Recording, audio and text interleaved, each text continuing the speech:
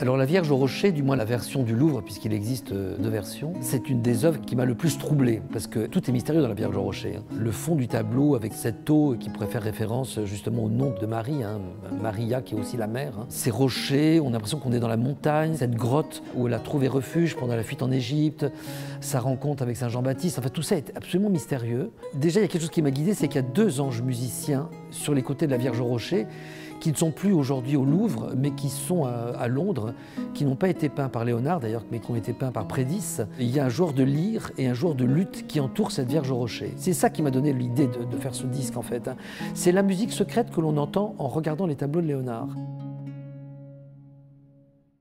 Et ensuite, j'ai vraiment beaucoup hésité, je dois dire, pour la Vierge au rocher. Et en regardant le tableau, peu à peu m'est venue une mélodie qui est aussi un tube du XVIe siècle, mais un des rares tubes qui est en italien. J'ai pris la musique Fortuna Desperata, qui est une musique d'une immense douceur et qui, je trouve, a une vraie relation avec la douceur extraordinaire de l'ange qu'il y a dans la Vierge au rocher, du regard de la Vierge aussi sur l'enfant Jésus. Et on a décliné cette Fortuna avec différentes versions, parce que ça rentre dans la profondeur et dans la complexité, je trouve, de l'œuvre de Léonard, de décliner des thèmes. Il y a ce côté extrêmement intellectuel aussi qu'on retrouve dans la musique de son époque.